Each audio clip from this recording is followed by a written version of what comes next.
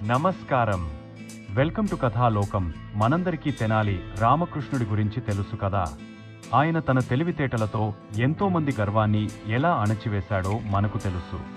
ఈ రోజు మనం ఆయన జీవితంలో జరిగిన ఒక ఆసక్తికరమైన సంఘటన గురించి తెలుసుకుందాం. అదే ఒక మూరపొగ కథ.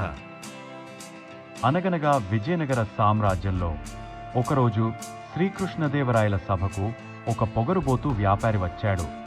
అతను తన తెలివితేటల గురించి చాలా గొప్పగా చెప్పుకునేవాడు. అతను రాజుగారితో ఇలా అన్నాడు: ప్రభూ, మీ ఆస్థానంలో ఎంతోమంది గొప్ప పండితులు ఉన్నారు కదా. వారిలో ఎవరైనా సరే నా దగ్గర ఉన్న ఈ సాంబ్రాణి నుండి నాకు సరిగ్గా ఒక మూర పొగ 1 yard of స్మోక్ కొలిచి ఇవ్వగలరా? అలా ఇస్తే నేను ఓడిపోయినట్టే. ఆ మాట విన్న సభలోని వారందరూ ఆశ్చర్యపోయారు. పొగ గాలిలో కలిసిపోతుంది కదా, దాన్ని ఎవరైనా ఎలా కొలవగలరు, ఎలా పట్టుకోగలరు అని అందరూ మౌనంగా ఉండిపోయారు. రాజుగారు కూడా ఆలోచనలో పడ్డారు. అప్పుడు మన తెనాలి రామకృష్ణుడు లేచి చిరునవ్వుతో, ప్రభూ, దీనికి ఇంత ఆలోచించాలా? ఆ వ్యాపారి కోరికను నేను తీరుస్తాను అని ముందుకొచ్చాడు. రామకృష్ణుడు సేవకుడిని పిలిచి ఒక పొడవైన, లోపల ఖాళీగా ఉన్న వెదురు బొంగును, బ్యాంబూ స్టిక్ తెప్పించాడు. అతను వ్యాపారి దగ్గరకు వెళ్ళి, అయ్యా, మీరు సాంబ్రాణిని వెలిగించండి అన్నాడు.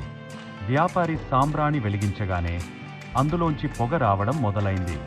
వెంటనే రామకృష్ణుడు ఆ వెదురు బొంగును పొగ వస్తున్న వైపు పెట్టాడు.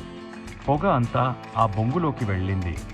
వెంటనే బొంగుకి 2 వైపులా మూతలు బిగించి సీల్ చేశాడు. ఆ వెదురు బొంగును వ్యాపారి చేతిలో పెట్టి రామకృష్ణుడు ఇలా అన్నాడు: ఇదిగోండి, ఈ వెదురు బొంగు సరిగ్గా ఒక మూర పొడవు ఉంది. దీని నిండా మీరు అడిగిన పొగ ఉంది. కావాలంటే కొలుచుకోండి. ఆ మాట విన్న సభ అంతా చప్పట్లతో మారుమోగపోయింది. గాలిలో కలిసిపోయే పొగను వెదురు బొంగులో బంధించిన రామకృష్ణుడి యుక్తికి ఆ వ్యాపారి తలదించుకున్నాడు. శ్రీకృష్ణదేవరాయలు తెనాలి రామకృష్ణుడిని ఘనంగా సత్కరించారు.